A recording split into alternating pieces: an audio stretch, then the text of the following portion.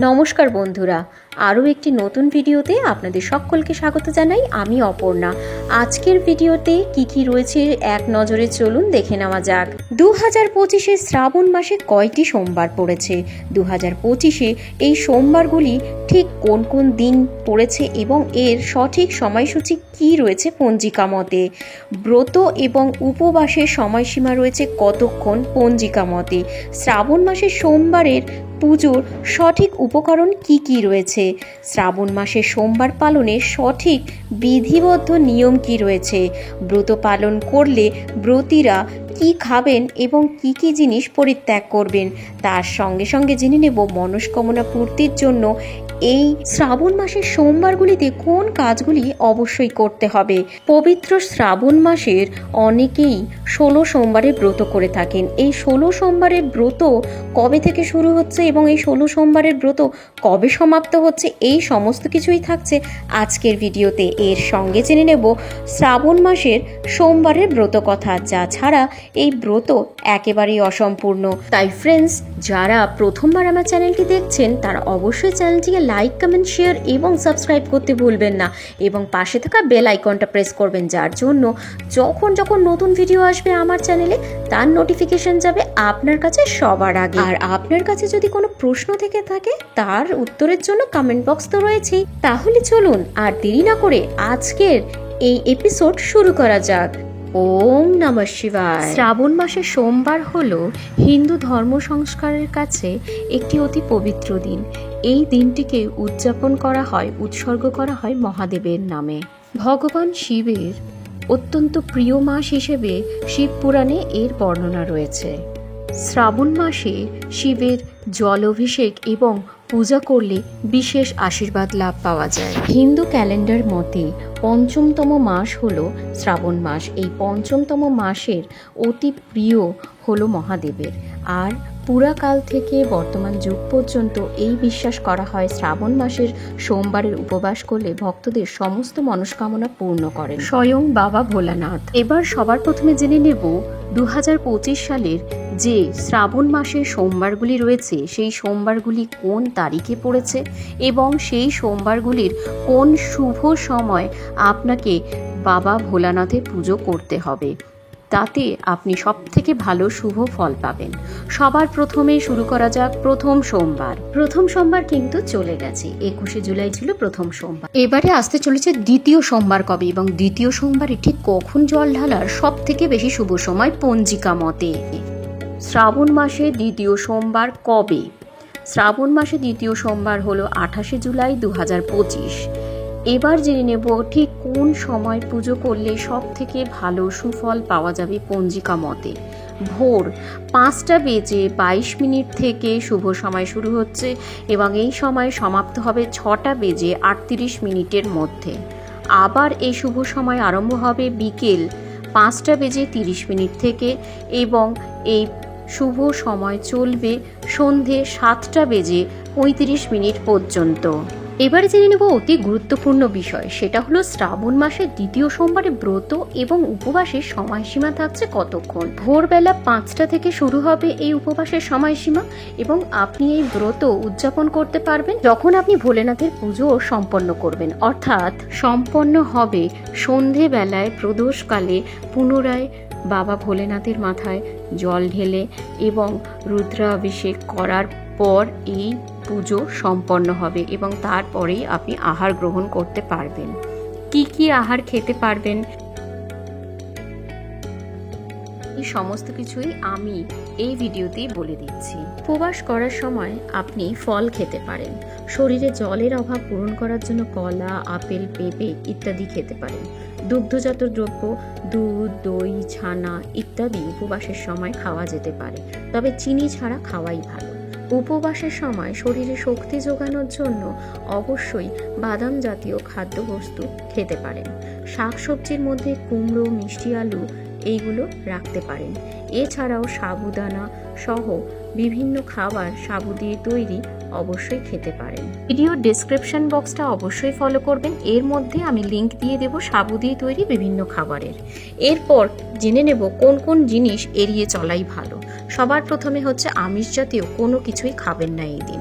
লবণ খাবেন না, সন্ধক লবণের ব্যবহার করুন।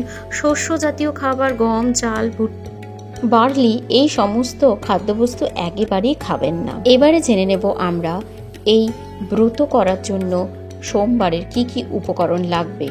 সবার প্রথমে বলে রাখি, এর জন্য ঘট, সাদা বা লাল কাপড়, কাঠের চৌকি, নারকেল, পুজোর থালা, জলপাত্র, শিবলিঙ্গ, শিব পার্বতীর ছবি, ফুল, চরণামৃত এবং সিন্নি, লুচি, মিষ্টি, 5 রকমের ফল, অখণ্ড প্রদীপ, জ্বালানোর জন্য ঘি, পান, সুপারি এবং তার সাথে হলুদ, কুমকুম, লাল চন্দন এবং ধূপকাঠি, পৈতে এবং গঙ্গা জল, আতর, দক্ষিণা এবং ধুত্রা ফুল অবশ্যই রাখবেন।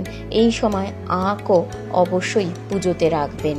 এবারে জেনে নেব এই শ্রাবণ মাসে সোমবারের পুজো করার কিছু নিয়ম। এই সময় অবশ্যই খেয়াল রাখতে হবে যে জায়গায় শিবের পুজো করবেন সেই জায়গাটি যেন পরিষ্কার পরিচ্ছন্ন হয়, অর্থাৎ সেই ঘরটিকে অন্ধকার রাখা যাবে না। পুজো করার সময় অনেকেই সারাদিন উপবাস থাকেন, সন্ধেবেলায় পুজো করেন, তবে সকালবেলা অবশ্যই বাবা ভোলেনাথকে পূজা অর্পণ করুন। ফল খেয়ে পুজো করলে বেশি উপকার পাওয়া যায়, তবে অনেকেই পুজো শেষ করার পরে খাবার গ্রহণ করেন। সেক্ষেত্রে দিনের পুরো খাবারের তালিকায় আলু, লাউ, কুমড়ো অবশ্যই রাখুন। এই দিন সৎ আচরণ করুন এবং সবার সাথে ভালোভাবে থাকুন। শিব পূজার সময় অবশ্যই ঘি, মধু, সিদ্ধি এবং গঙ্গা জল দিয়ে শিবলিঙ্গকে অভিষেক করতে ভুলবেন না। বেলপাতা, ধূত্রপাতা, আকন্দ ফুল এবং শিবের সবচেয়ে প্রিয় এই জিনিসগুলি অবশ্যই অর্পণ করবেন। শিব পূজার সময় শিবলিঙ্গে আতপ চাল অবশ্যই অর্পণ করুন, এতে আপনি শুভ ফল পাবেন। শিব পূজা করার আগে সূর্যদেবকে অবশ্যই জল অর্পণ করতে হবে। শিব পুজো করার সময় কখনোই উলুধ্বনি দেবেন না। শিব ঠাকুরকে কেতুকী ফুল একদমই অর্পণ করবেন না। তুলসী পাতাও একদমই ব্যবহার করবেন না শিব পুজোয়। শিবের পুজোর সময় সাদা রঙের বেশি জিনিসের ব্যবহার করুন। এবারে আমরা জেনে নেব, অনেকেই শ্রাবণ মাস থেকে 16 সোমবার করে থাকেন। এই 16 সোমবারের মাহাত্ম্য কি রয়েছে? 16 সোমবার হলো সোমবার অত্যন্ত শুভ সময় বলে শ্রাবণ মাসে বলা হয়ে থাকে। এই সোমবার থেকে শুরু করে আগামী 16তম সোমবার পর্যন্ত বাবা মহাদেবকে খুশি করতে পারলে, জল অভিষেক করলে তার বিশেষ আশীর্বাদ লাভ পাওয়া যায়। 16 মাসের এই ব্রতের গুণাগুণ ও ফলাফল রয়েছে প্রচুর। এর পাশাপাশি ইতিবাচক এবং আধ্যাত্মিক পরিবেশ গড়ে ওঠা, বিবাহ, সন্তান লাভ, চাকরি এবং নিজের কঠিন সময়ে এই ব্রত করলে খুব তাড়াতাড়ি সুফল পাওয়া যায় বাবা ভোলেনাথের কৃপায়। 16তম সোমবারের যে 16 সোমবারের ব্রত হয়, সেই শ্রাবণ মাসের প্রথম সোমবার থেকেই এই সংকল্প নিতে হয়। তাই প্রথম সংকল্পটা নিন প্রথম শ্রাবণ মাসের সোমবার থেকে এবং 17তম সোমবারে সেটি উদযাপন করবেন। এরপরে ব্রতের পূর্ণ ফল পাবেন। সকালবেলা স্নান করে শুদ্ধ বস্ত্র পরিধান করবেন। সকালবেলা স্নানের সময় অবশ্যই জলের মধ্যে কালো তিল মেশাতে ভুলবেন না। এরপর ব্রহ্ম মুহূর্তের মধ্যে সমস্ত কাজ সম্পন্ন করবেন। এরপর শিবের মন্ত্র জপ করবেন, ওম নমঃ শিবায় 108 বার। ব্রতের সময় ব্রতের সংকল্প নিতে হবে এই প্রথম সোমবার থেকে। সারাদিন উপবাস থেকে শিবলিঙ্গের মাথায় জল ঢেলে অভিষেক করুন। এরপর প্রদোষকালে শ্রাবণ মাসের সোমবারে পুজো শুরু করুন। তামার পাত্রে জল ভরে শিবলিঙ্গে অভিষেক করুন। একটি চৌকিতে সাদা রঙের কাপড় বিছিয়ে শিব পার্বতীর ছবি রাখুন। এরপর শিবলিঙ্গে ও ছবির পুজো শুরু করুন। ওম নমঃ শিবায় মন্ত্রটি জাপ করার পর শিবলিঙ্গে পঞ্চমৃত নিবেদন করবেন। তা এরপর গঙ্গা জল দিয়ে স্নান করাবেন। তারপর সাদা চন্দনের তিলক লাগাবেন।